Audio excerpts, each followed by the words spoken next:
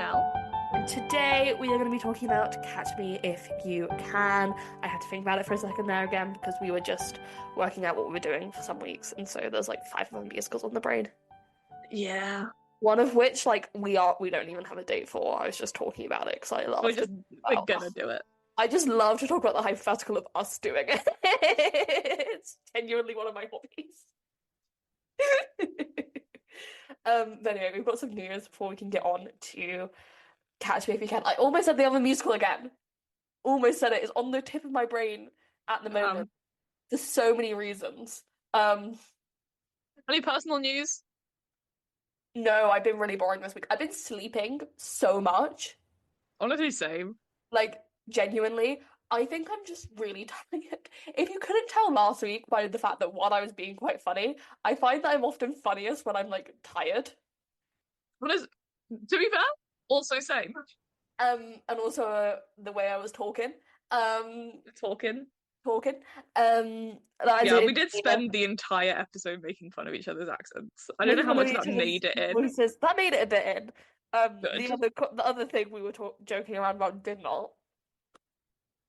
Oh, Well, yes, every so often you doing something and me go, oh my God, please stop. Stop. I actually can't look at you. Did not make it into the episode. boo. The I gag did it is to my making sister as well, and she was just as angry as you. doesn't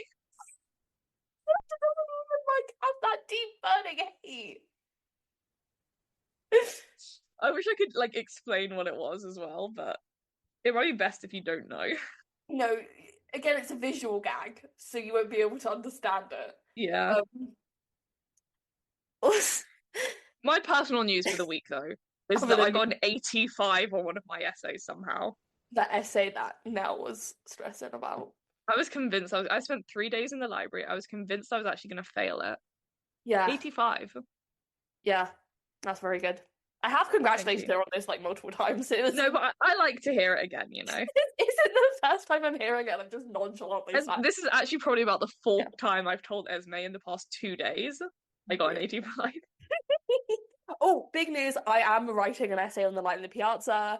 My goal in life Yay. is complete. So far, I have been able to work in Taylor Swift, the light in the piazza.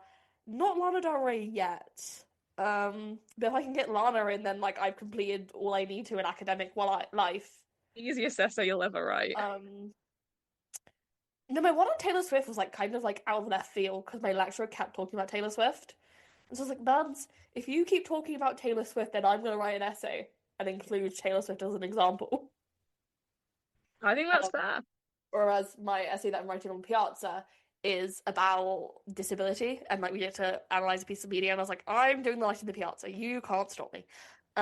You give me free will, I will find the nichest musical possible. I considered doing a Curious Incident of the Dog in the Nighttime. Fun. Um, but then Fond I was like, memories of that one. well, here's the thing, I remember it so well. Yeah, It's because you like had to write about 50 essays on it. so it's burned in the brain. But then I was like, I want to be able to read the libretto of The Light in the Piazza and include it in my work time. I need it to be like justified why I'm doing it. Yeah, I needed to be justified why I'm crying over the lyrics of Fable in the library. So we're doing Piazza. Um, yeah, we're just gonna get into the news because there's quite a bit, but it's quite short if that makes sense. A So lot has happened, but there's not much to say on it. it's just like this kind of happened. Eh. Um, Hunchback of Notre Dame to be performed in concert in the West End. Disney are getting in on the Fun. concert action. Yeah, they were losing the market. Yeah, Lambert Jackson were taking from them, and Disney like to be the ultimate capitalist, so they snuck in there. I mean, Um, if it takes away from Lambert Jackson, I'm happy. listen to our Bear episode for our beef with Lambert Jackson. Um, wow. What was something else I was gonna say? I do really like the score of Hunchback. I think in my Yeah, head, like when I saw the announcement come out, I was like, okay, if they have tickets for like 20, I'll seriously consider going. But then they were starting from 30, and I was like, oh fuck, man. Hunchback is, I think, very widely renowned as a great musical, Yeah. in my opinion. I think most people I talk to about it think it's good. I I will mean, say the I did talk to wait. my sister when it happened, and she was like, "Oh no, I was talking with my friend when it happened," Ah, and she was like, "Is that a musical?" And I was like, yeah. "Yes," and they were like, "First?" I was No. like, "No, it was a book, quite famously." Yeah.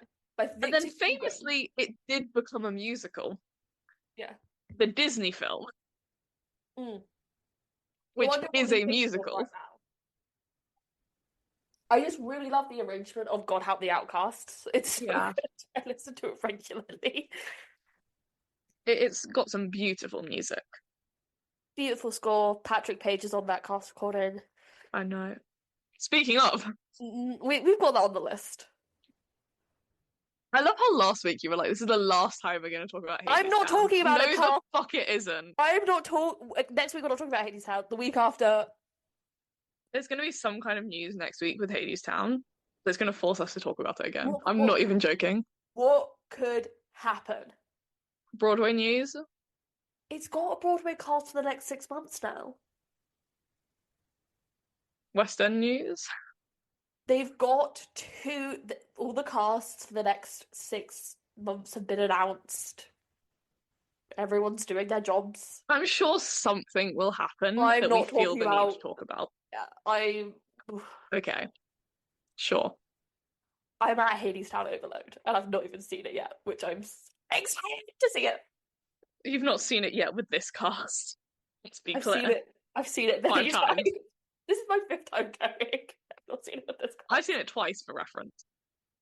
Because I if think you I said this last week. Is Esme nothing else matters when Esme is watching Hadestown? Like no, she just really enjoys it. any musical in general. Like it is like I was at like Mrs. Doubtfire, and it's so funny because the friend I went with, we both watch theatre in the same way of like we could be having a nice time and like thinking this is the best thing ever. We show none of it on our faces. Yeah. But it's for Esme. I think I've never seen you be distracted from Hadestown. It's like again, I said this last week.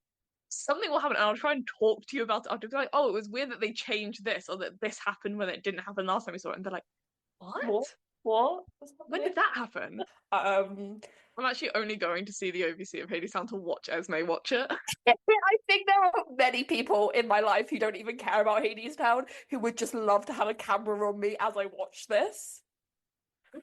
I get kicked out for bootlegging the performance. I'm like, no, I'm not filming them. I'm filming my friend. The people want to know her reactions. There's a lot riding on this. Alright.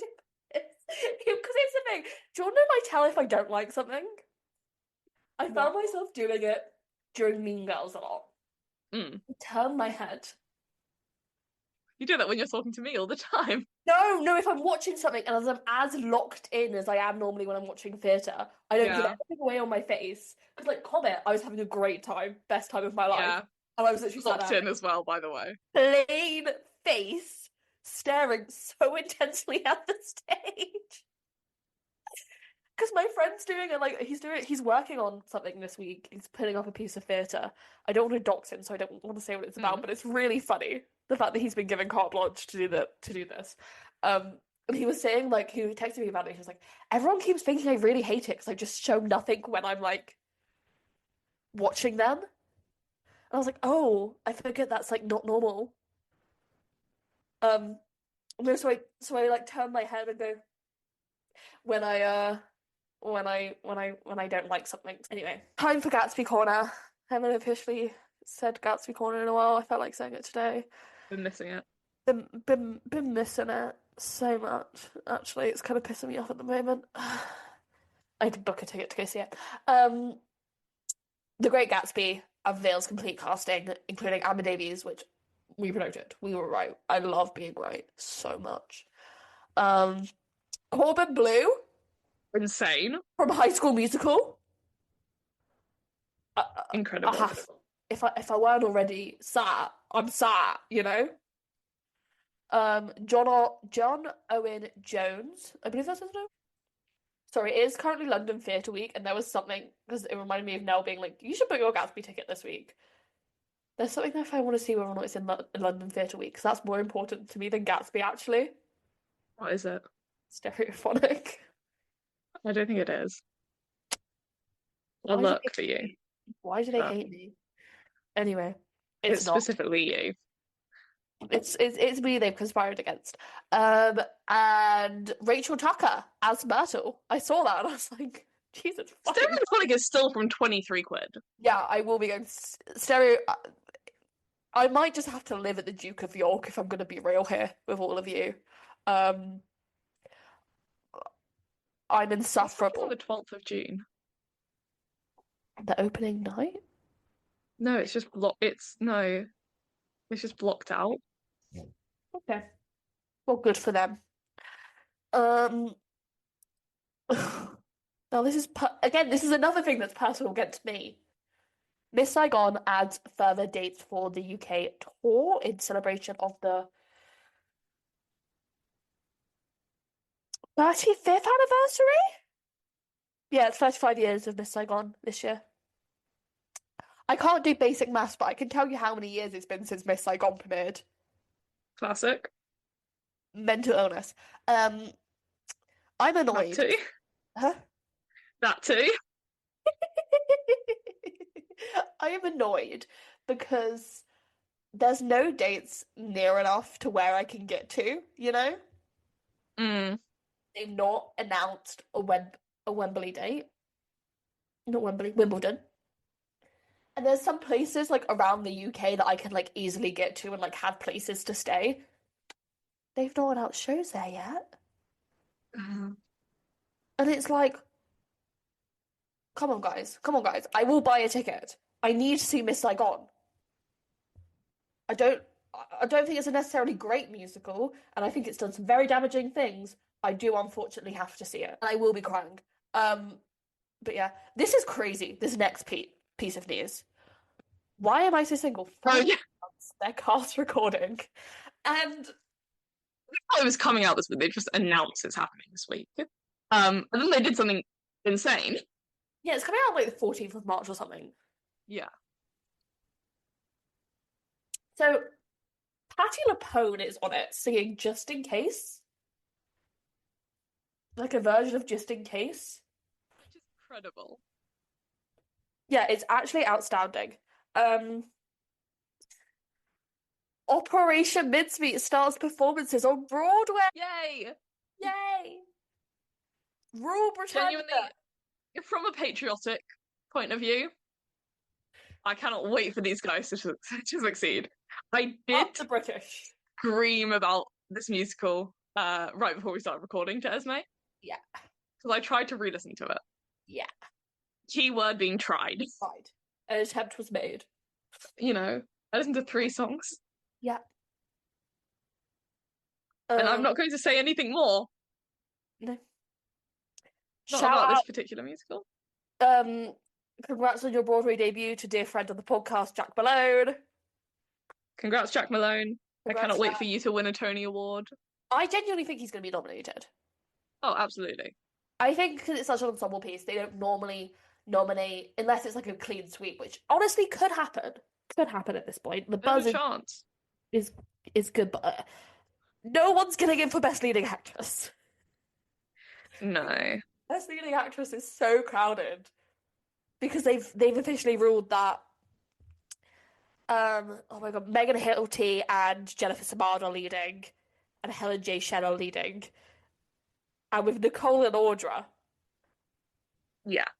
It's no one else is getting in. the season can end tomorrow, and that's a very good 5 and a very strong 5. Yeah. Their marquee didn't light up on the first preview because the light bulbs got caught in the tariff war.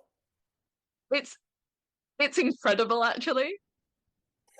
The Operation Mincemeat on Broadway marquee light bulbs were caught up in the tariff war. There was a customs dispute, and Operation Mincemeat couldn't light up their marquee. Is some incredible writing. I like obviously the tariff war is horrific. It is unnecessary and bad. But oh my god, this is absurd. This is absurdity. It is just insane. If I don't laugh, I'll cry, and I've already cried a lot this month. I've heard. They read me out her crying log earlier. It's a lot of just like me listening to Lana Del Rey being like, this is so Yeah. depressing. Um, And getting emotional about Chapel Road. yeah. But yeah, honestly, I I am very happy for them. I do think it was crazy that that first preview was just British people. That might be a bit of an exaggeration, but I would argue that it's the most British audience that they will have in America. yeah, Did you see they also all got invited to the invited dress? I know. That's really interesting to me. Um, Also they've extended already because I didn't really pay much attention to this and I didn't really give it the airtime because I knew what they were going to do and they've done what I thought they were going to do. Yeah. They were claiming that it was only going to be 16 weeks when actually an investor packet leaked and was published in the Broadway Journal months ago, saying that they were obviously planning to run it for longer. They were just going to use the same marketing tactic, but they've already extended it.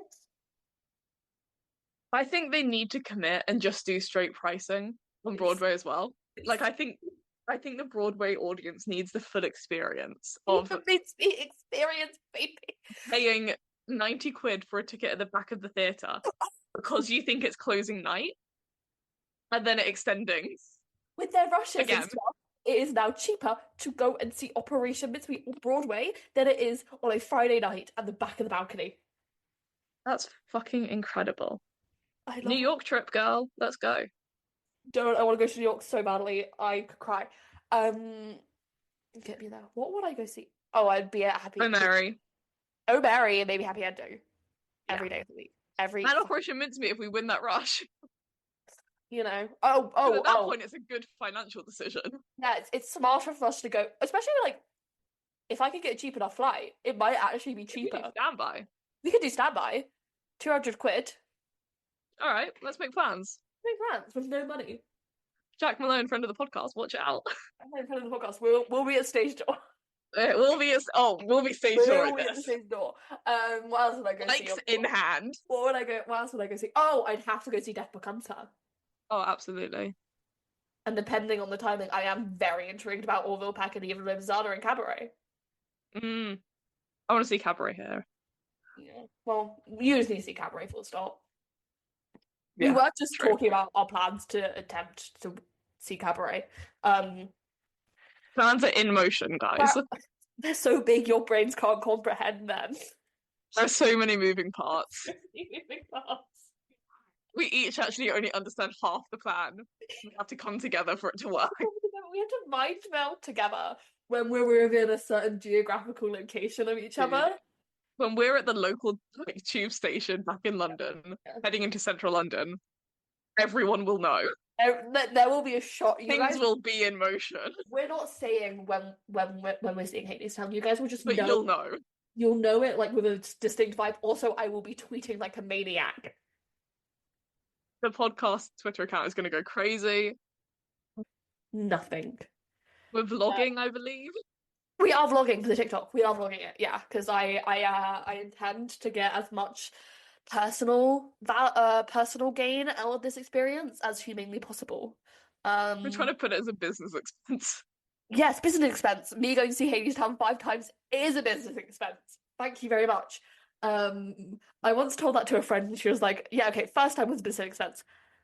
What about the 3 others? And I was like, Paris, mind your business. Mind your business.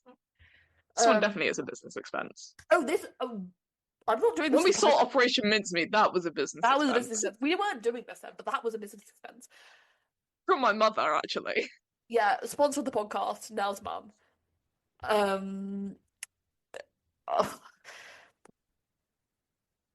Samantha Barks. Yes, Samantha Barks to do a solo concert at the Palladium. She also just won the Masked Singer. I know, incredible. Good for her. I listened. I don't even watch it like that, but I listened to it and I went, that's definitely Samantha Barks. How does no one know this? Yeah. Like, I saw one person tweeting and being like, does anyone else think this might be Samantha Barks? And I listened to it and I was like, that is Samantha Barks. 100% that's Samantha Barks. And no one guessed it. Or maybe they did, but they were just like, she's too good, let's just keep her in. I don't understand how this show works. Next up, well, it's our time to talk about Hadestown this week. Patrick Page announced he is out of the run except from the pro shot recordings. Mans has tore his Achilles. Yeah, which is rough. That must hurt like a motherfucker. And it's very impressive that he's still gonna do what, two performances for recording? Three? Damn. I genuinely don't know how he's physically able to do that. So much respect to Patrick Page, much love to Patrick Page. Stay safe out there. Um, I'm hopefully done with talking about Hades Town now. We're not gonna talk Did about Andre de Shields? huh? Andre de Shields? What about him? We were saying to give him a cane. Oh yeah, someone give that man a cane. He's 18. There's like five revolts. We don't want I think Andre a cane would really Shields. add to Hermes' character, by the way. He like Hermes should always have a cane, actually. That's what I've just decided. He should actually always have a cane. I Also, would it's really like if he could just, I feel like there are some points in the show where Hermes should be able to like point at shit with a cane. whack Orpheus with a cane. There are certain moments where I feel it's necessary. I was reading Working on a Song, and Inez was like, "Oh yeah, Hermes has to introduce Orpheus twice because he doesn't hear." I feel like that could be added to. But I'm saying Orpheus, Orpheus campaign. I need to start bringing this up now. Tony voters They're definitely listening to this. who are definitely listening to this. Tammy Faye needs to win Best Lighting because for months I've been saying it should. Esme can Genuinely, vouch for this. We were walking 17th, around London. 17th of December, like an hour before we see Great Comet, now goes, I've had a thought. We're walking outside Theatre Royal Drury Lane, Yeah, as we often are. as we often are. We're avoiding the road next to Theatre Royal Drury Lane. No, but it sounds like the Novello. It was as we were turning the corner from Covent Garden down Yes. to They like always never Drury Lane stand. and Novello, Yeah. um, is when I decided that Tammy Faye should win Best Lighting at the Tonys. No, you said it should get a nomination for Best Lighting.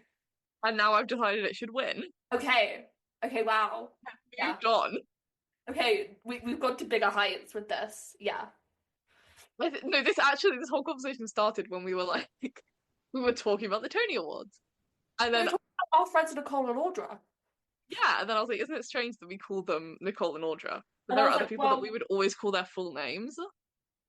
I don't know, like the way that they marketed Gypsy for a while was just Audra Gypsy. Yeah, so she's Audra. Also, like Um, they call her Audra, like Audra at the time by the name of Audra Ann McDonald. Because like when she first won her Tony for Carousel, she was billed as Audra Ann McDonald. mm. It's like how I call Patty Patricia, even though her like actual legal name is just Patty. We have been on this call. I'm not even keep this in the episode. We've been on this call for almost 3 hours. It's so bad. We keep getting ourselves distracted. Quickly. Dear England to tour. There's a new Lightning theme cast, because if you don't remember, Lightning theme is the new Ever Palace Heathers. Sound and music to be revived at the Curve Leicester. Cynthia Erivo to lead. I'm going to wait for now to come back for this one, because this is big for her. Redwood opens, gets a New York Critics pick, even though everyone else hates it. Is Jesse Green okay? No. Patiently waiting for his Mincemeat review, though. I will be reading it like it's the goddamn Bible. I've left Cynthia Erivo to lead Jesus Christ Superstar for you to talk about. Didn't you Remo to lead Jesus Christ Superstar? Yeah. Because I know you said you wanted to talk about it. It's incredible casting. Yeah. It's at the Hollywood Bowl. Yes. Yes. Thank you. I think one big reason why it's such incredible casting Mm-hmm. is that people who have no idea what the fuck Jesus Christ Superstar is are furious. Yes. And that in of itself makes it great casting. And they're getting annoyed at a 50-year-old musical. I know. Like, I will say the big demands I've seen that I agree with. Hmm. Don't you dare gender bend Mary Yeah. Magdalene. It's if it's Cynthia Erivo, I feel like we just the concept of having lesbian Jesus Christ is incredible and honestly miles better representation than the prom ever was. Andrew Lloyd Webber has been big into gay rights at the moment. He always has. As someone who's read his memoir, Oh yeah, yeah, I forgot about that part. he fucking loves gay people. I forgot about that part. And Yeah. I have to assume that what happened, what has happened, and you tell me if you agree with this, and I assume you will. Yeah. Starlight Express at Wembley, Yes. Yeah. Yeah. Yeah. lesbian greaseball. It's gone over like a treat. People love the people love. People love lesbian greaseball. They, you know, Pumping Iron is top in the charts. It's also It's just like not. a really like nice arrangement of it. Yeah, it's beautiful. But people are loving it. The lesbians are flocking to see Starlight Express, as they often have been. I don't know if that ever made it into the episode because I might have said it before we started recording. But I remember when we were talking about it, I was like, I feel like lesbians, speaking as a lesbian, I feel like lesbians were the people who needed the least convincing to go see Starlight Express. Yeah, I the feel like second they it was were announced, kind of already there. I got two texts from people. One being like, "What the fuck is going on? Starlight Express is coming back," and one from Nell being like, "Starlight Express," and I was like, Like "Yeah, I feel like he already had the market on lesbians with Starlight Express, but he expanded it. And now I feel like he's seen how great that went. And he said, well, there are gay people over in America, I'm sure. As much as Trump might hate that, there are. banning them from your language doesn't ban them from real life." Although let's not tell him Exactly. that because then he might move on to other That's not. policies. And so instead of being like, let me bring Starlight Express over here, what about lesbian Jesus Christ? Um, and I'm excited for it. I only like I don't know how to love him from Jesus Christ Superstar. I'm gonna be for real with everyone. You for sure like more songs I can't than name that. them, but like rock on, There's Sophia. Rock on. there's Judas's song, Tim Minchin sings on the album with Lana Del Rey. Insane way to describe it.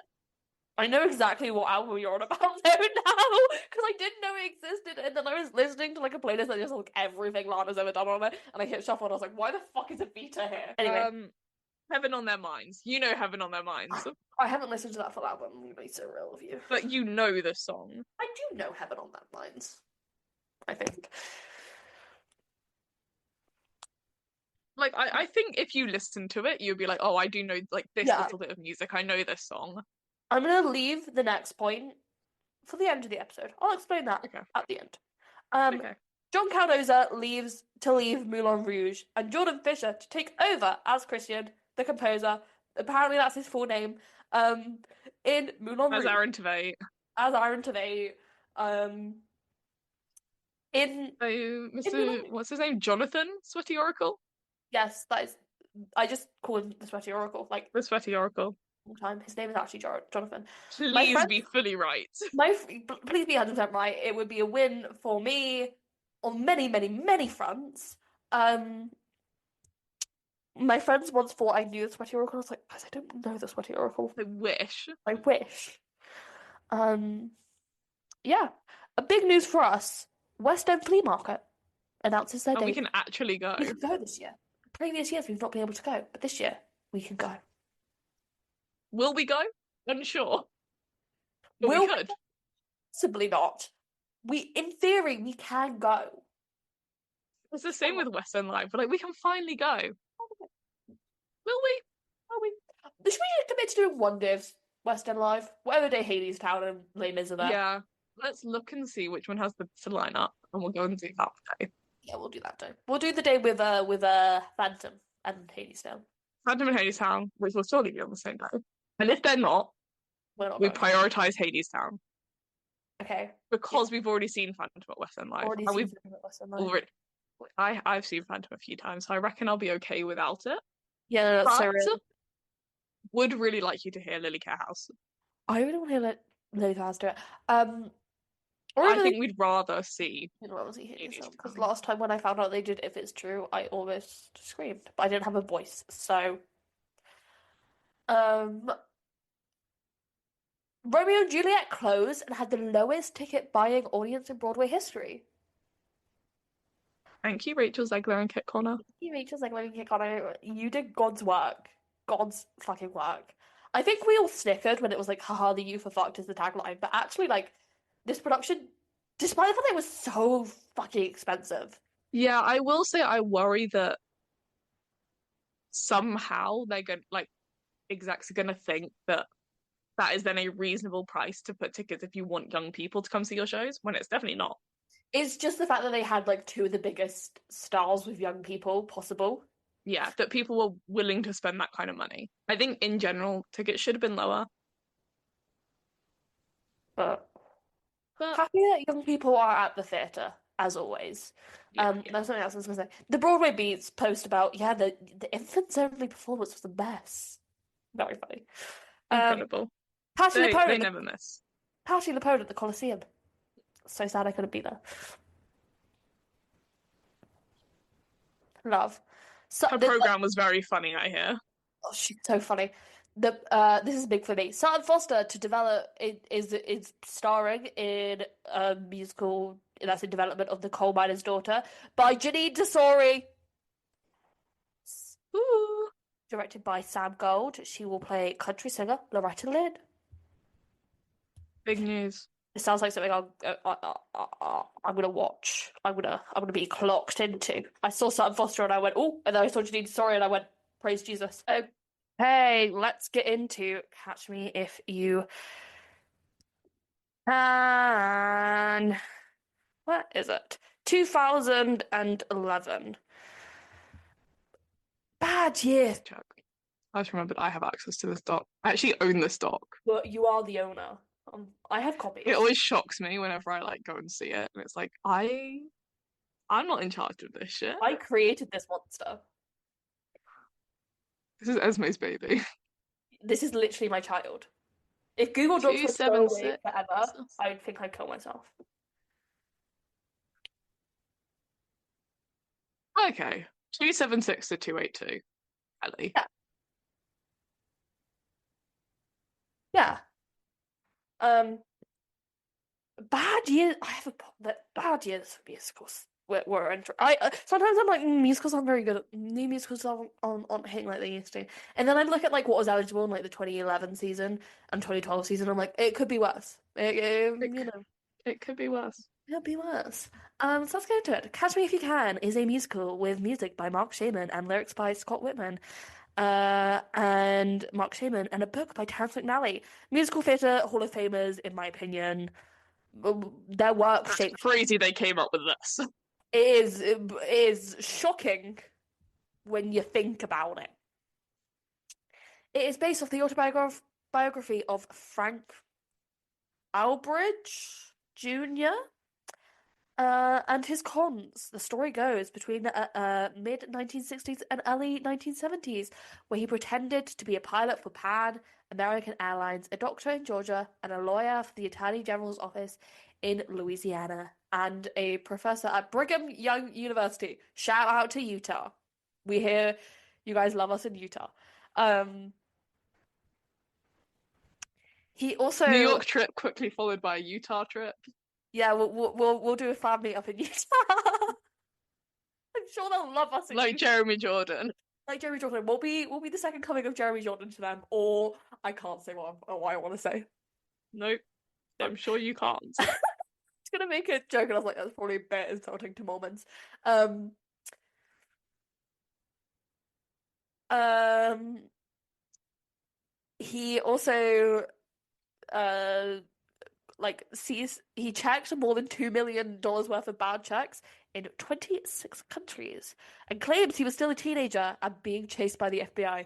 However, he claims that between the age of 16 and 20, he was on the run all over the United States, and eventually the FBI are completely fictitious. Public records obtained show that uh, he was in prison for the most part of these years. Uh, Con artist cons, guys. Fun fact.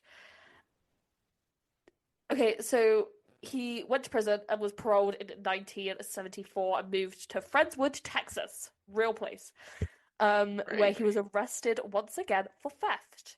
After he got out of prison, his parole officer encouraged him to tell the story of being a reformed man, and he went, "Yes, I am going to make being a con artist my whole personality." Um, He would give small lectures telling the story of his redemption, and the tale grew larger and larger. He teamed up with a producer, and eventually landed an appearance in the 1977 television show called Tell the Truth. This is like the American version of Would I Lie to You? Okay.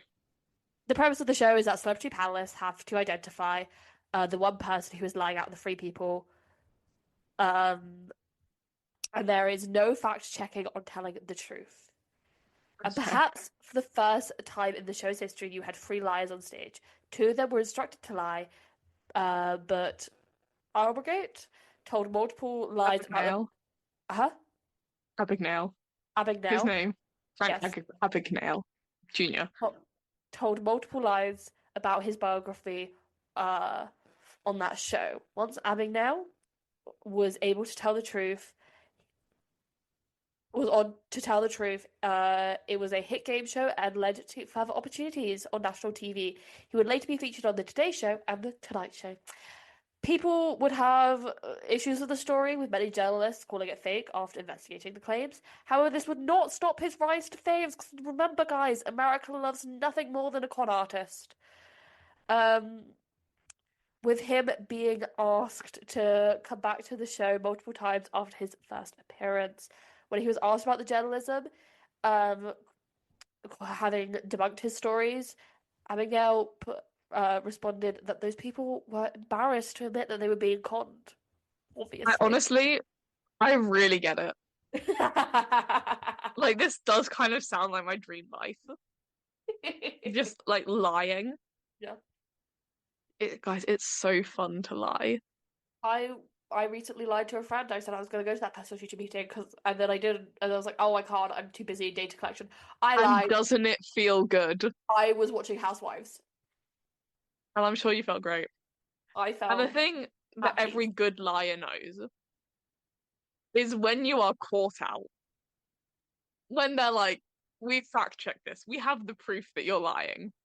I was like, can You you? have to double down. I was like, can you prove? Were you in my computer while I was watching Housewives when I should have been doing And what?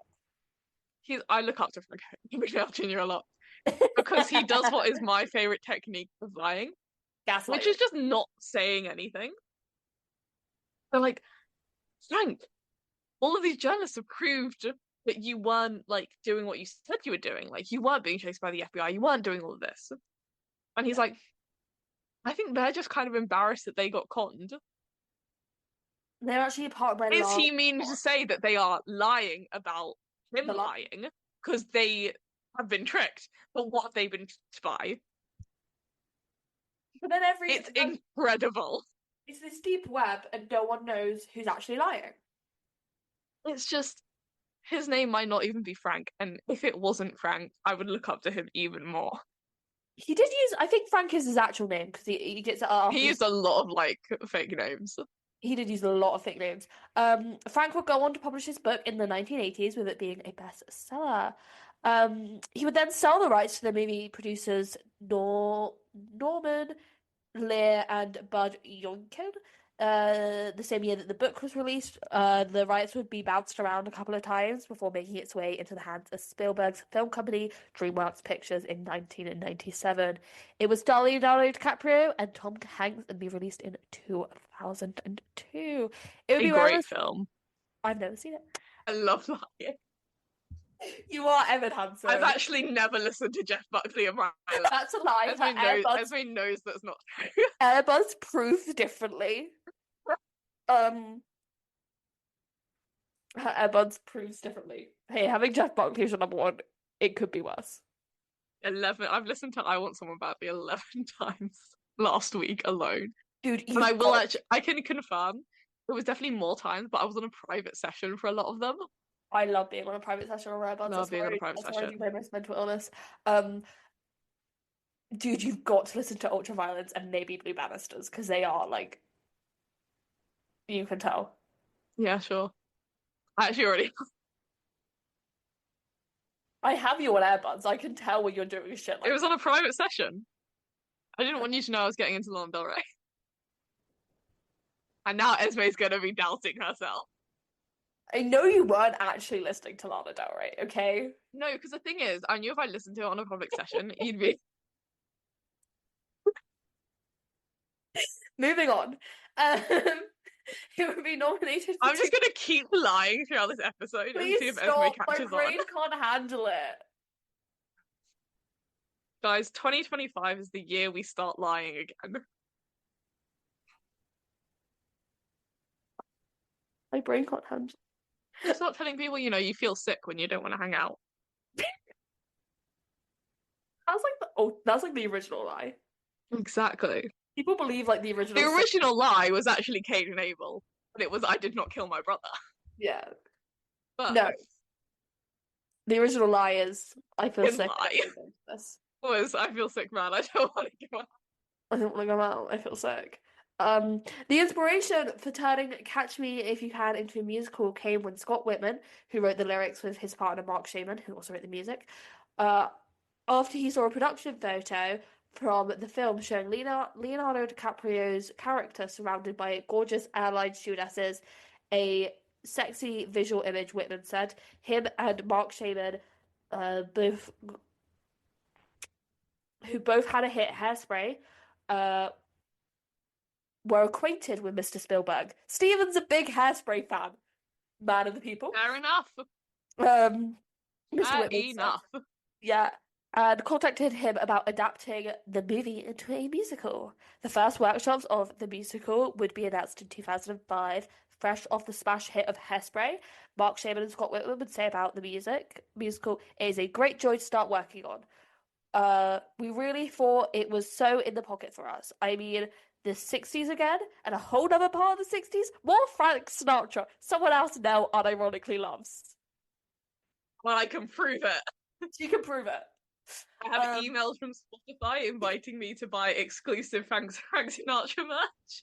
And I got sent this email with this. For some, this would be a loss, but for me, it's a massive win.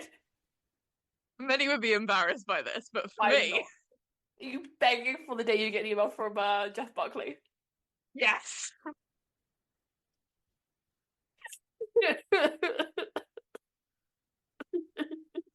When I can buy my exclusive Jeff Buckley merch.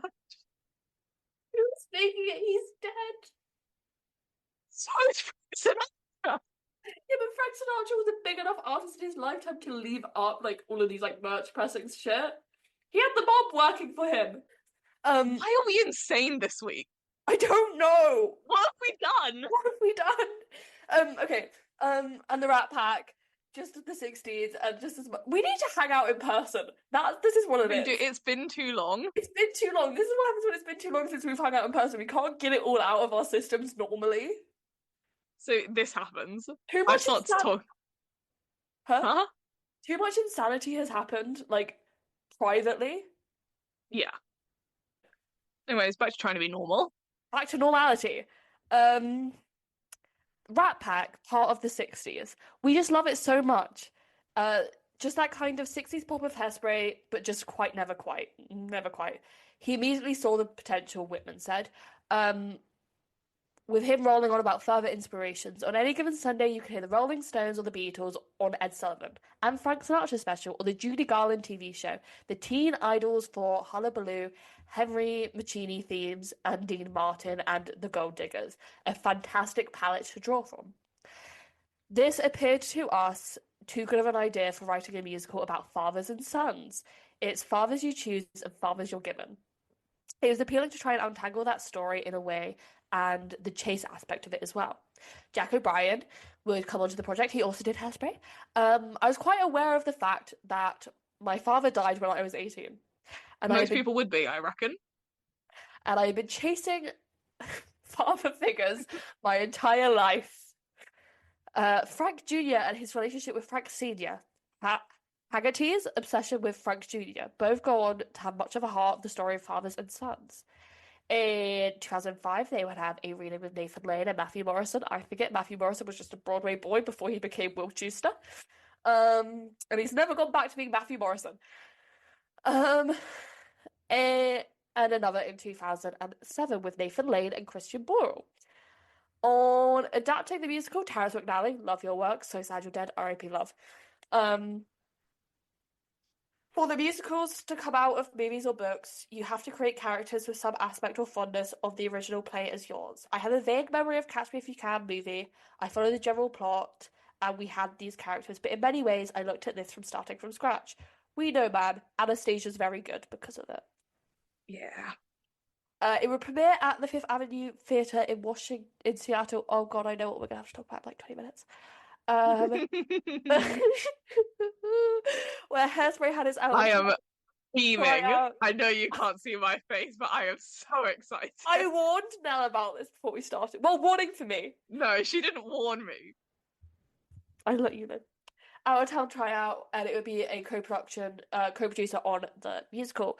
When it was in Seattle, Variety would say the new musical Catch Me If You Can, based on the DreamWorks picture, has an aquamarine tangerine trip of the early 60s and some of the pop cultural touchstones of that era. Twiggy, the Corvette, Avengers. Most appealing, it keeps it stylish and upbeat. On the flip side, when it pauses the story or pauses for a backstory ballad or a crying your big confessional, Catch Me can feel heavy or slow. At nearly 3 hours, the musical could stand to lose a few pounds of psychological motivation, but there's an indication that the show can undergo a diet and lighten up. It's got great bones. The early 2000s were crazy for the type of language they were using. Oh, there is a batshit Michael Riedel report. I think Oh, at some point around, well, I don't know, 2011 to 2013, Michael Riedel lost his goddamn mind, and there is a reason for it. There is an enemy that we can point to and go, that's what caused Michael Riedel to have a mental breakdown. Never been the same since. Um, the Seattle Times would say, like Hairspray, this pop savvy period piece, drenched in gusto and panache. Yet, even with superior plots, the show doesn't need it. Isn't sure where it's headed, and it's longer. 3 hours, bumpier jaunt than it needs to be, with some questionable detours en route. But this isn't lame as a a world is shaking revolution or Hairspray championing civil rights. It makes a slick, well-crafted carper comedy what more emotional heft. Catch Me If You Can intensifies a three-way father-son dynamic in a less developed on film. Between the lovely and honest FBI sleuth, the runaway kid, and the failed dad, there is still so much here of value and panache for the pattern kickline to subtly arrive Bassanova ballad Don't Be a Stranger to the major performances in the cast luxury liner luster. Yet the show's creators have work to do, paring some things down and bringing up their best stuff before they're not quite set Broadway opening. But once it knows exactly where is it going and how to get there, Catch Me If You Can could easily take flight.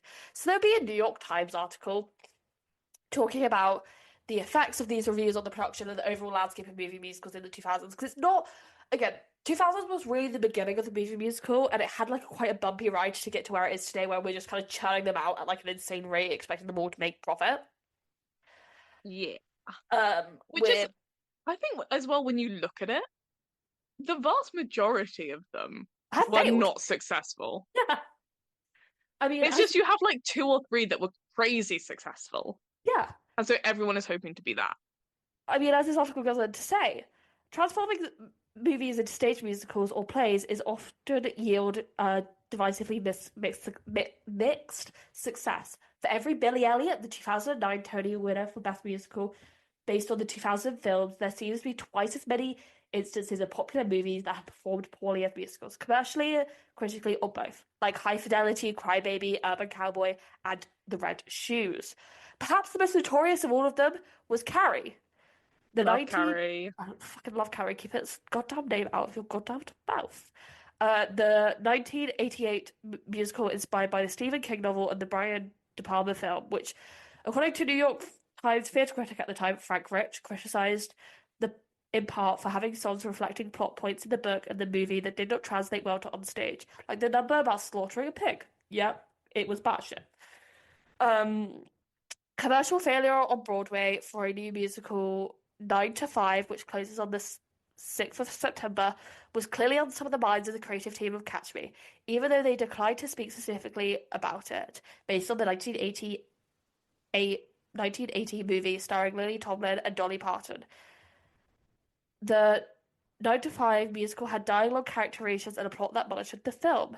Simply taking a screenplay and putting it on stage doesn't work well. Playwright Can Tara we get can we print McNally. that out and like distribute that? Yeah, I need to go to the West End right now and like I plaster feel it like some places. there are Tara's some Mc people that could stand to hear. Tara's McNally says to stop. And you know what? Tina Fey did take that advice from Mean Girls. I like the book of Mean Girls.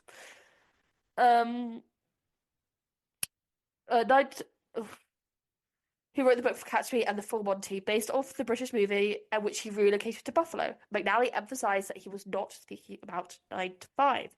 O'Brien added, Can "We you have." imagine that though? Like being like, I think some shows just take the movie script and put it on stage. I am not talking about 9 to 5. I am not talking about 9 to 5. I don't want the ire of Dolly Parton. I kind of get that bit. I understand Dolly Parton is a queen who we should respect at every single given moment. Um, with the musical Dirty Water Scoundrels, there is one con man trying to get the upper hand and another trying to con. Uh, oh wait, sorry. O'Brien added, "You have to have some inherent musicality in the film story or its characters for a non-musical film to make sense as a musical. In the Hairspray movie, all of all of that the main character Tracy Turnblad wanted to do was dance. So in many ways, it is a musical. With the movie Dirty Rotten Scoundrels, there is one con man trying to get the upper hand and another man trying to con, which gives the story a real theatricality. So when you contemplate a musical to film project, you have to ask, does it seem necessary for these particular characters to get up and sing? In Catch Me, there is only one con man, but there's also a very powerful story about fathers and sons, and that is inherent musicality. In many ways, Billy Elliot also feels like a distant cousin of the movie rather than its twin. The story about a boy in an impoverished British town who wants to become a ballet dancer. The musical expands by dazzling choreography at the heart of the film, with several dance numbers more ambitious than anything in the movie. The show also has a score that evocatively reflects the dreams of not only little Billy but his gruff father and other striking British coal miners in the town with songs like Solidarity, Merry Christmas, Maggie Thatcher. Of this new Broadway season, two musical productions are largely echoing? Is that word? No idea. New York Times, pick up a dictionary and find better words. Stop being pretentious. Stop being pretentious. Earlier movie versions of the source material. The Addams Family, starring Nathan Lane and Bebe Neuwirth, scheduled to open on Broadway in April, is drawing the tone, look at imagination of the original New Yorker magazine cartoons of Charles Addams, rather than the Addams movie of the television shows. I just sighed if you couldn't tell. And Julie Taymor, the director of Spider-Man: Turn Off the Dark, a musical project taking inspiration by the original Marvel comics of the Tobey Maguire movies. I'm sad we missed I Want to Marry You, Tobey Maguire. Um, Spider-Man does have a movie-sized budget, more than 40 million. Um, However, do not mention the movie-size headaches. The production will work of the show has suspended this month because of cash flow problems, which producers are still trying to solve. The possibility looms that this may be delayed or ultimately cancelled. So that's where we were with movie musicals in 2009 when this premiered. Like something was really brushed past just there. I I don't like talking about it. feel like maybe my favorite show ever. She's joking. It's objectively a Or bad am show. I? No. It's objectively a bad show. No, it really is. It really I don't know. I just kind of hate like you two though. We're about like 2.5 hours into the Hadestown queue. And I No, said, it wasn't let's even listen to Hadestown Q. Spider-Man. It wasn't Hadestown Q. It was Tick Tick Boom. Because I went, we were talking about rock musicals, and I went, I think technically Spider-Man is a rock musical, and you went, let's listen to I said, no, Spider-Man. it surely isn't. Let's listen to it. I went, yeah, it's made by you too. You went, let's listen to it. And I went, I'd rather kill myself, but then you still played it. And I threatened I've to kick never you out of listened. my I've house. Whenever Esme threatens to kill herself, I take it as a challenge, and I've never failed. I did pressure to kick you out of my house though. Um And yet I stayed. In fact, I ate your food. I drank your like Coke, you and I didn't left when that I was wanted. that was the other time. I'm pretty sure I still ate some of your food when I was there for Tick Tick Boom. Possibly. Possibly. Um So, because of this, it would wait a couple of years before transferring for a Broadway run. It before deciding it would play the Neil Simon Theatre, where Hairspray played during its run, after Love Never Dies.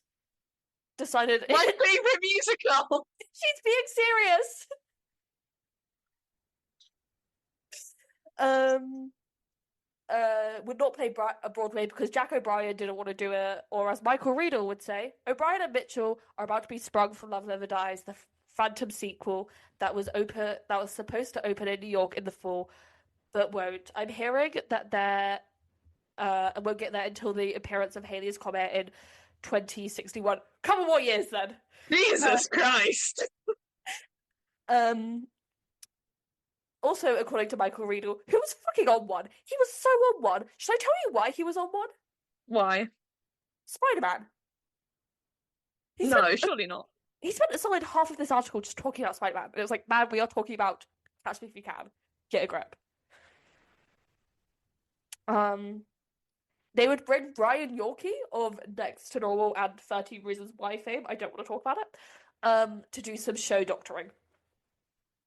It would cost $13 million to produce on Broadway.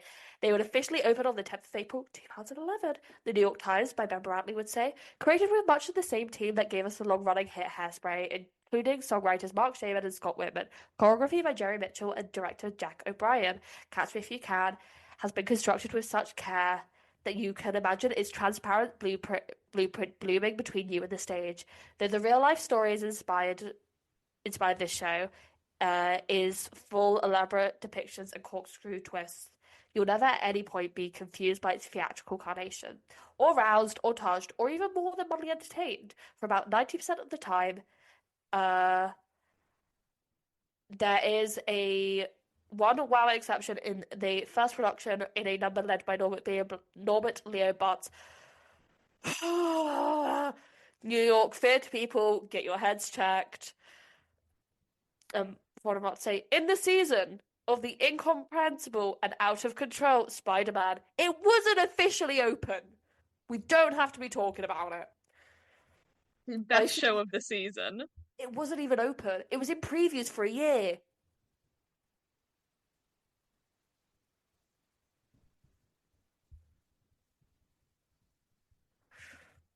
It's important that everyone knows that, okay? I I don't suppose even have anything to say. I still think it was the best show of the season. what They more? kept it in previews because they knew it would do too well otherwise. All I do is bully Esme, if we're being honest. Quite literally, all I do is bully Esme. We've really got to hang out in person. We have to. Oh my God, and literally the day that we hang out in person is going to be the most chaotic thing ever. But just think, Esme, will I not be distracting you by acting like this?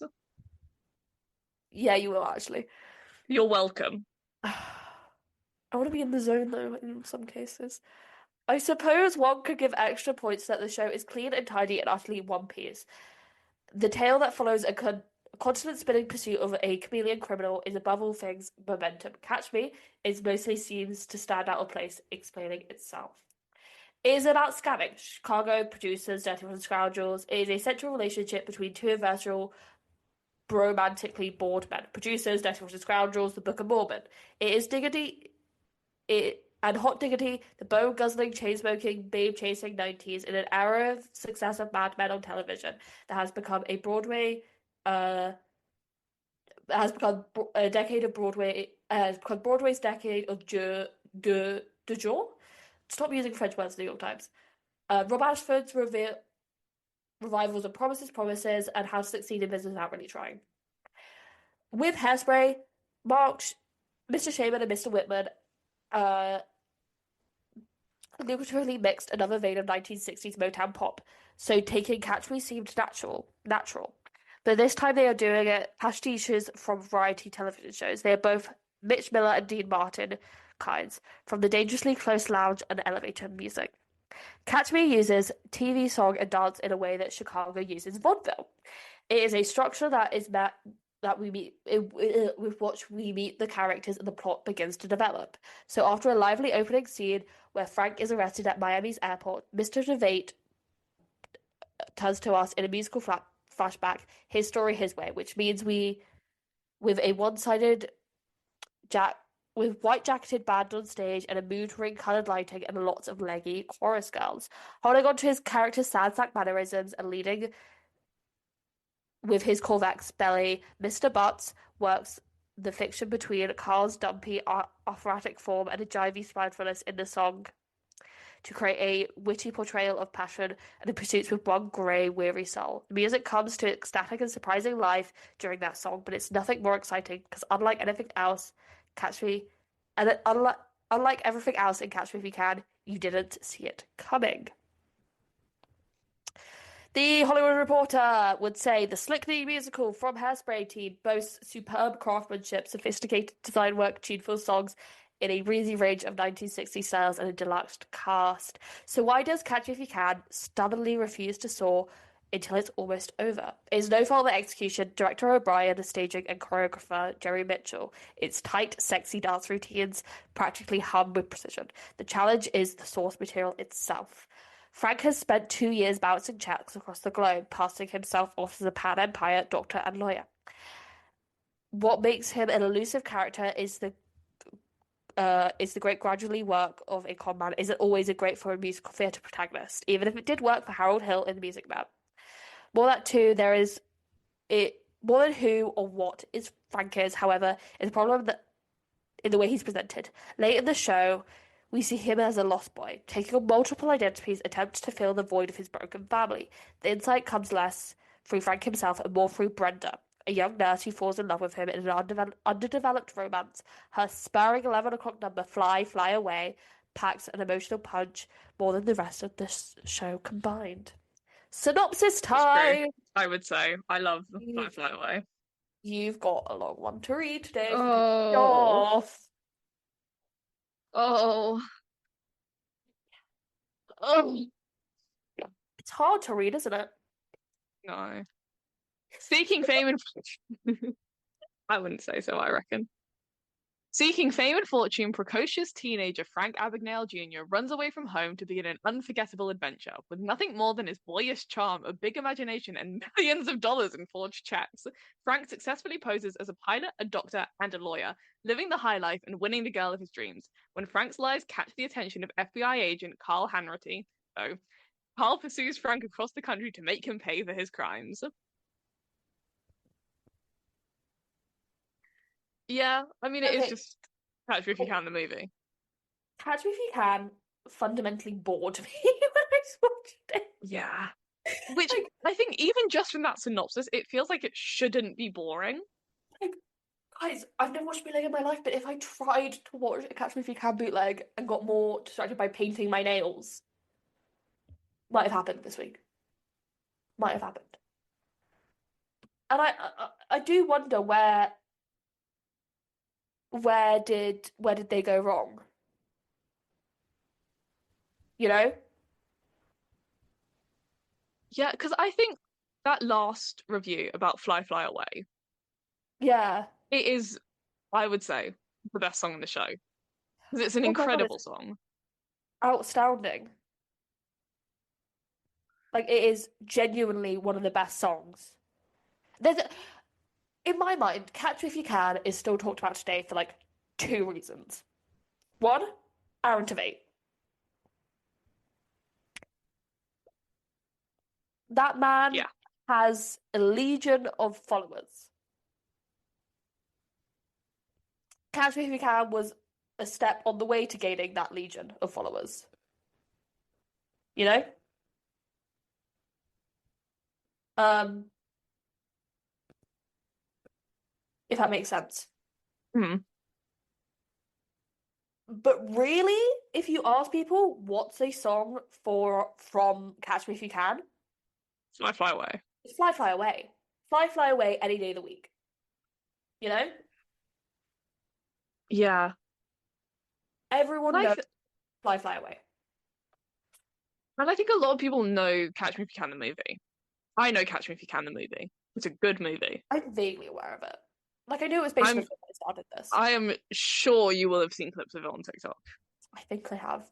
It's the one I get the most, as someone who gets a lot of clips of it on TikTok, is when he's like in the phone booth and he's like, "Hi, I'm a Pan Am pilot, and I'm really like I just lost my like pilot suit," and they send him to like Taylor's place, or and he's like, "Oh, like why are you so nervous?" He's like, "How would you feel if you lost your uniform the first day of the job?" Dude, He's a great liar. dude. Guess who's hosting the Tony Awards? Who? Cynthia Erivo. Are you kidding? That's why I went 20 minutes ago. Oh, that's incredible. Love Cynthia Erivo.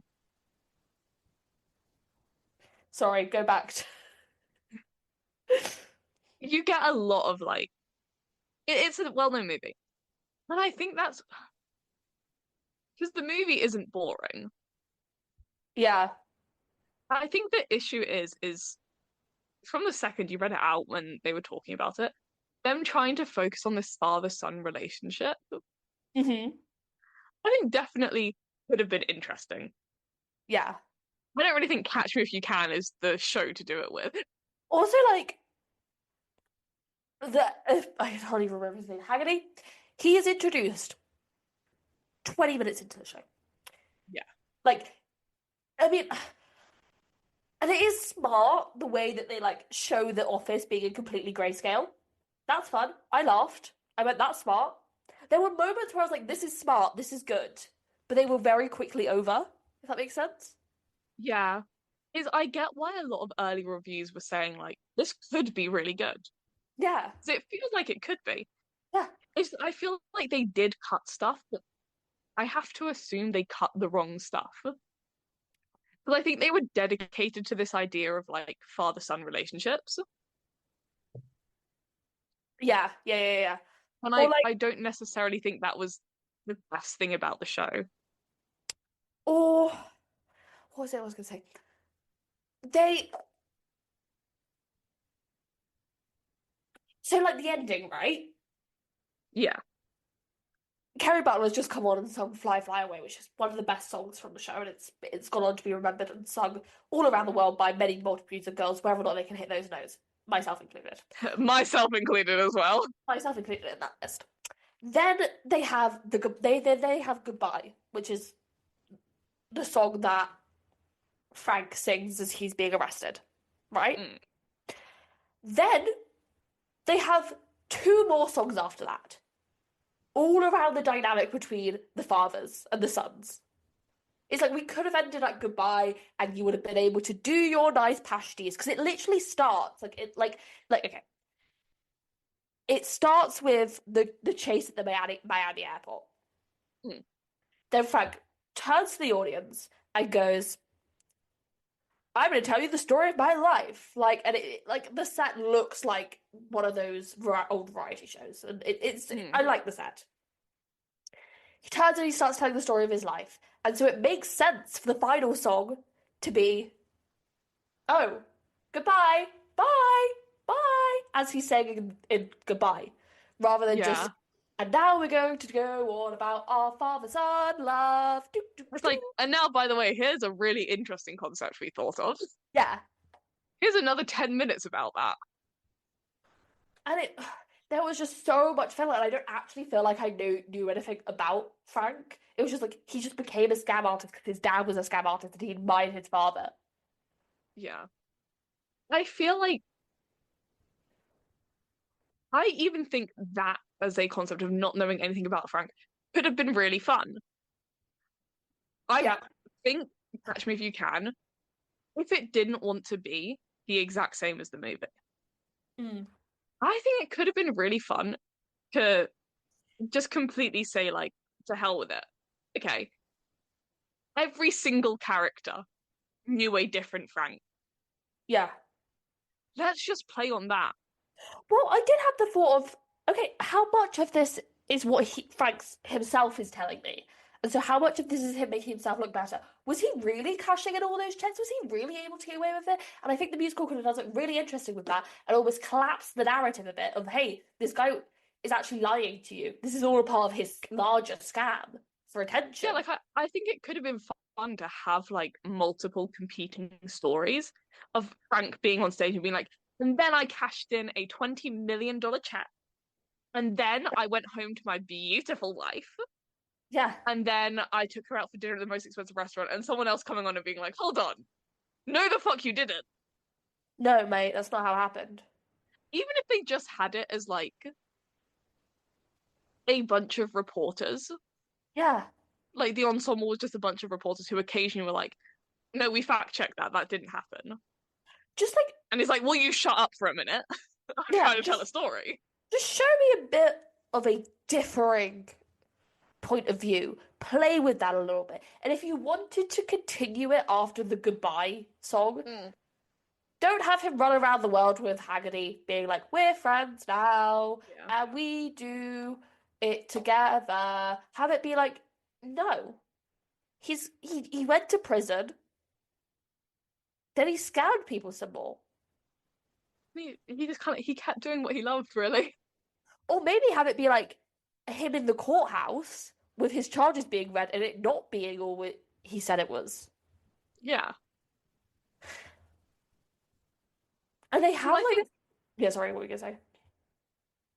I think we definitely heard it more in the early reviews, Mm, where they were calling it a comedy yes. as opposed to something like Les Mis or Hairspray, Yeah. which has serious undertones. And I think that threw me off. Because when I think of Mm, Catch Me If You Can, I don't know if the first word I think of is comedy. there's an attempt made. I That's think what I it's think. I think it's fun and I Mm, think it's witty. hmm. But I think it's still this father-son thing. Yeah. It's far too serious of an angle for me to call it a comedy. Yeah. Whereas I think, oh, sorry. Sorry, it just did something in my hair. I wasn't looking. I The was accident. soothing. I was making plans Uh, for something. uh, The world doesn't revolve around your fringe now. I need to cut it. It's actually like down here. Um, I'll do that tonight. Um, I think a comedy could have been really fun. Just be like, okay, let's just do a stupid fucking show about Frank Abagnale Jr. Why Yeah. not? Yeah. I think that's the thing with Catch Me If You Can is it just kind of misses. Hmm. Hmm. Like there are good points. I think it could have been really good. Yeah. It wasn't, No. so I just kind of don't care about it. Like Life in Living Color is a good song. Catch Me If You Can Mm. is a good song. Goodbye is a good song. And when they come up on my shuffle, I go, nice. And when I was watching it, I was like, yeah, this makes sense as the job that got Mark Shaman and Scott Whitman the music of Smash. Yeah, I I get don't why they were like, necessarily. let's call these guys. It's actually I don't think the songwriting is bad. I don't think the book writing is bad. I don't think like the set, the acting. I don't. No individual part of it stand out as being bad. And that's what a lot of the reviews, they were like, this should be better, but it just Yeah, isn't. there's just something wrong with it. Yeah. And I think it's very easy for us to sit here and say this is what they should have done with Catch Me If You Can. But I mean, I don't think I'm any smarter than Broadway writers, musical writers. Yeah. No, You no, know, I thought you were about to that say I'm no smarter than the New York Times. I was like, sometimes I think I am. well, than Broadway writers. Yeah, yeah. I'm And not so I smarter don't. than Scott Witch, Yeah, than Shaman and Whitman. Terrence Like, McNally. God. Like I have to assume that at Let me be. some point in the process they sat down and they were like, should we just make this a comedy? Should we do everything Nell and Esme have just said? and decided, no, I don't think that will work. No, I mean, they they wrote what do you call it? Let me be your star. They're no smarter Yeah. than me. They're smarter than me, you know? Oh yeah, for sure. Um, Like, look, I think they could run this podcast. We couldn't write Smash. no one could write Smash like the Smash writers did. That came I from reckon their if we were brain drunk enough, we alone. could get close. Oh, I reckon 100%. we don't see each other in person for like 3 months. 3 months. We We get could drunk. We today, write Smash. today, if you were to write my brain and then tell me a vague plot of Smash and what you wanted to do with the character of Kyle, we could write the We could write exact Smash. sequence of him singing a Jeff Buckley cover and then getting hit by a truck. On his way Between the to two go, of us, yes. on his way to go break up with his drug dealer friend named Jimmy, played by Jeremy Jordan. Yeah, we could write Smash. We could write Smash. We could We could write write season Smash. 2 of Smash. We couldn't write season 1. No. Well, we couldn't write any good songs. The We plot couldn't of write. Smash, we We could write. could. We could. Huh? We couldn't write any good songs for Smash, but we could write the plot. We could write season 2 Joe Iconis songs that he wrote for Smash. Yeah, We could write Hit List. yeah. We couldn't write Bombshell. No. We could Anyways, enough write. about Smash. We could... As someone who has seen all of Smash, Sorry, I realized how much we could actually write that entire plot line ourselves. It is something we would come up with. listen, as someone, I was looking at the list of things we are allowed to talk about, Yeah.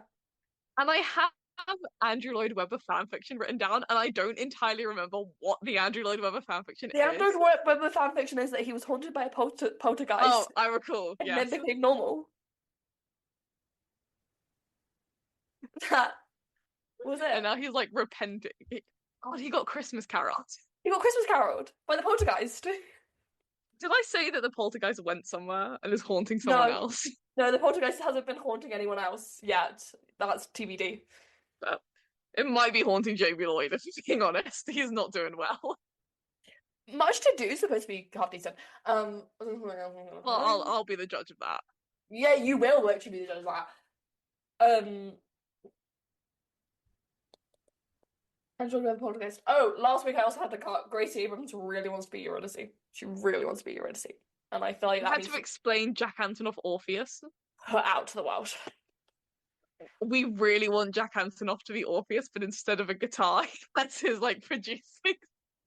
He can play the guitar as well, but it's more fun if he just wheels around his like producing deck. It's more funny if he's like, I'm working on this song. Not that he's writing it, not that he's performing it, he's just working on it. He's just working on it. And I know Jack Antonoff has done like stuff with Fun and Bleachers, but like that's not what I'm interested in. But and every single night we just get someone fun to sing Epic 3 and then he produces it. Oh, someone would do a great cover of Epic Free if you would be able to tell the difference. What, Jeff Buckley? No, Lana. Lana, Taylor. Taylor, you would be able to tell the difference. It's just Lana. You close your eyes. Who is it? Pick. We need. What was the show? Sabrina. Sabrina. The Chicks. What was? Oh my god! It was Lord. Bake Off. Lord. Our stunt casted Bake Off. Who did we cast in Bake Off? Right. Okay. We need to hang out on this. Because I recall that Paul Hollywood, or the Paul Hollywood character, was Andrew Lloyd Webber. That is something we would cast. Yeah. And I feel, if I'm remembering correctly, I do think Patti LuPone was Right. Pam. Yeah, Pam. Yeah. Anyway. So Patty, please rethink your statement that you would never work with Andrew Lloyd Webber again, because we have a great opportunity. We will pay you a lot more than Andy, and we will make it very publicly known that we like you more. You do have to sing a song with him, but that would be a great chance to show him up. But other than that, and we all know Andy can't really sing, so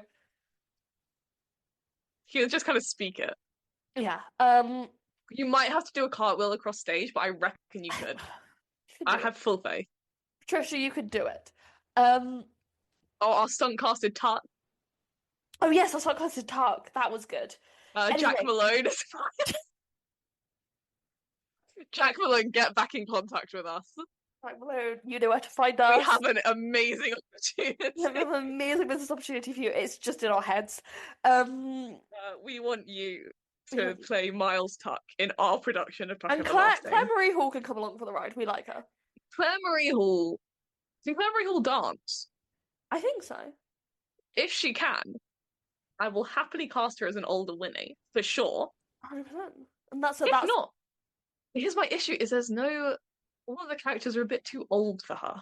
Or too young, alternatively. that is true. Anyway, back to Catch Me. We need to hang out. We need to hang out. We just need to get all this. This is why we should go to the Five Guys basement so we can get all of this out of our Yeah, system. there's no service in the Five Guys basement, so we have to entertain ourselves. And it just if you on a certain day in like a week, In the if coming you're between now and the 9th of March or whatever it is. yeah, if you are in the Five Guys at like where even is it? Piccadilly? No, it's not the Piccadilly one, so that's a square one. If you're at the Leicester Square Five Guys Okay, and so you go downstairs into the basement where there's no service, yeah. and you see two girls in a corner booth Cackling. and they're having a conversation like this, Yeah, it's us. Say hi. it's up. Come and say hi. Come say hi. Um, We will include you. If you're willing to be insane, you can absolutely engage in the conversation. 100% join. Join the If combo. you don't even have to like say our names or anything. If you come over and your introductory statement is something batshit insane, we will just let you sit down and Let you sit down. we'll be the third co-host. Yeah, you can host an episode of your choosing. We'll just let you in. We'll just let you in the group. You do have to put Like up if with you a lot. come over and you're just like, I do actually agree that Andrew Lloyd Webber was being haunted. Pull up a seat, girl. Yeah, all you have to Like, say is Android Webber is still being hosted by Poltergeist, and we'll go, interesting, explain. we'll be like, help yourself to our fries, We have a caught sip you of my milkshake, but explain. there. Yeah, I'll share my cherry Make check. yourself at home. Yeah. That's our new bit. That's our new bit. With no fan meetings for all 10 of our fans. Yeah. But we'll let you know when we're in the Five Guys basement. And if you have a funny enough opening statement, we'll just be your friend.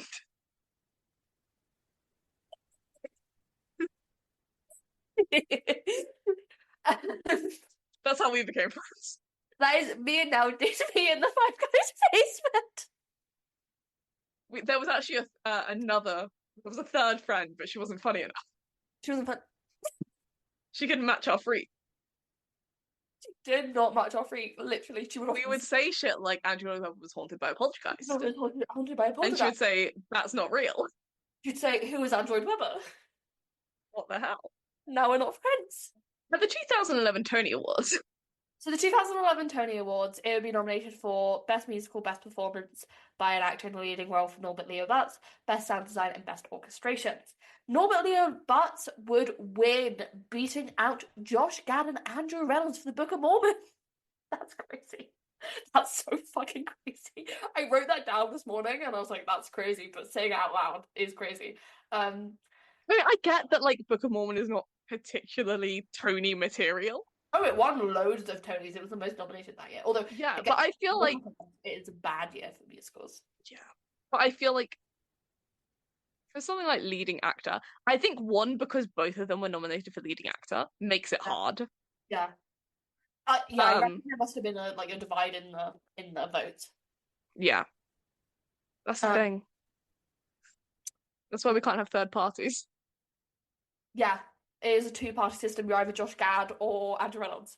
Because when you start splitting them up, that's when you get Norbert Leo Butz involved. Exactly. I like the New York Times poll thingy because I was like, was it expected for Norbert Leo Butz to win? Again, they just kept Who talking was about expected, Esme? it was like it was I know you don't want to say it, but Norbert Leo Butz. who was expected to win? Norbert Leo Butz. Was he actually? Yeah. It was like Josh Gad, Andrew Reynolds, and Robert Lee Butts. Who did you think I was gonna say? No, He wasn't nominated. It wasn't eligible. it should have been. It wasn't eligible. I feel like if I went on fan stuff from 2011, like the people who don't understand. It wasn't eligible. That reminds me of a tweet I need to keep up actually. Oh, Gotta keep going. Um, yeah, so it would close on the 4th of September 2011 after 170 regular performances. It would be kind of a commercial failure. With the writers saying, well, the Book of Mormon opened the night before, so that had a lot to do with it. That was either Mark Chapman or Scott Wittman. At least they're honest. I guess yeah. It's like the Hamilton thing. When you Yeah, have one musical that's that good, yeah. it's not a ton you can do. And it's like dominating in that way. Uh, Yeah. it would then launch non a non-union North American tour in the same year, and it's just kind of in like a lot of people's rap for auditions and stuff. Yeah. I think it's pretty good for that. Yeah, like Patch Me If You Can is perfect for that. Um, Aaron Tveit is Aaron Tveit nowadays. He's I don't know people Nowadays. He wasn't nowadays. really before, He but wasn't like you know what I mean. Kerry Butler, I mm, love you. love Kerry Butler. Love you, Kerry Butler. I genuinely think some of my like a lot of my comedy can be attributed to like Kerry Butler. I'm being deadly fucking serious right now. Yeah, I see it. Like that and like My comedy comes from being clinically insane. Mike Post from Sam Foster, Kerry Butler, Megan Hilty. Mine comes from they should have been putting me and Andrew Lloyd Webber in the same psych ward. Like, Like Shrek the musical was quite developmental to me growing up, and that explains a lot about me. Um, anyway, you're like Nell's been wearing a bandana, it's just like fallen down. it like continue. I've actually been doing that every 5 minutes for the past 10 what time did hours. we start this? 2:30. 2:30? It is now 7:15. What's 7? I said I'd be at my friend's house at 7:30. I'm It's gonna go fine. make dinner. It's gonna be pasta. Nice. I don't know what I'm having for dinner. Well, I do. I Big don't know. meal for me. I love pasta. I can have Oh, dude, I'm a big fan of pasta. I have pasta. And you know it's like the thick, like Oh, spaghetti. And like rigatoni. it's in like the balls, so it's like spaghetti but it's thick. Oh, I know what you're on. Linguine, Linguine. Anyway, I next think. week, right, we don't actually know what we're doing. There's two things it could be. Two things it could be. Choose your own adventure. So either next Monday, it is the Olivier nominations are out, and because of that, we'll be doing A predictions. But if it's not the Oliviers, we're going to be doing La La Land, a movie that Nell has 100% actually watched. I promise you guys, I've seen La La Land. She's genuinely seen La La Land, so get excited. It's I'm going to be one of them, and then whichever one it isn't, we'll do the next week. I hate the fact that we still don't know about the Olivier Awards because, for reference, they are like soon. I love the fact that we already know who's like presenting the Tonys, and we still don't know when the Olivier Awards dates are. I love British theatre. I love the Society of British Theatre. Well, that's actually how Andy and Cameron started beefing for the first time, was because Andy was pissed off about how the Olivier Awards were running and complained about it, and Cameron was in charge of it. And then they went to the Ivy and Queen now and became besties. And then Andy, and then Cameron wouldn't invest in Love Never Dies, so Andy got annoyed at him in the 90s. They're such perfect like frenemies. Maybe Cameron McIntosh sent the poltergeist. Honestly, she has like a voodoo, like voodoo doll of Andrew Um, Lloyd Webber. Again, I need the Real Housewives, but it's just like Andy and Cameron.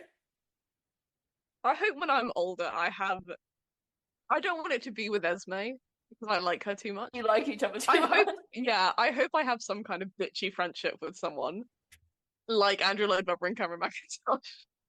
Yeah, I could see that for myself actually. I was talking about it with a friend, and I again used how I've been watching so much Housewives. I used Housewives as a reference because on the Real Housewives of New York's early seasons, there's a woman named Jill, and instead of seeing her husband often, you see Brad, who she always introduced as her gay husband. And the two of them were having a conversation where they were just talking over each other, and they were like in public screaming at each other. And I was like, oh my God, that's gonna be me and my friend in like 20 years. Me and Toby. That's gonna be us. We're Oh, gonna be in public having two separate conversations, screaming at each other. honestly, yeah. Fuck off. What? My friend George is gonna go see The Devil Wears Prada. He's there right now. That's the second person you know seeing The Devil Wears Prada. I'm furious about it because I kind of want to go. So do I, but it's so fucking expensive. I know. It's in London Theatre Week. Anyway, we'll see you guys for tomorrow. Keep an eye on the news to know what we're doing. Not tomorrow, next week. Bye See you bye. tomorrow, man. See you tomorrow, man. Bye bye. Bye.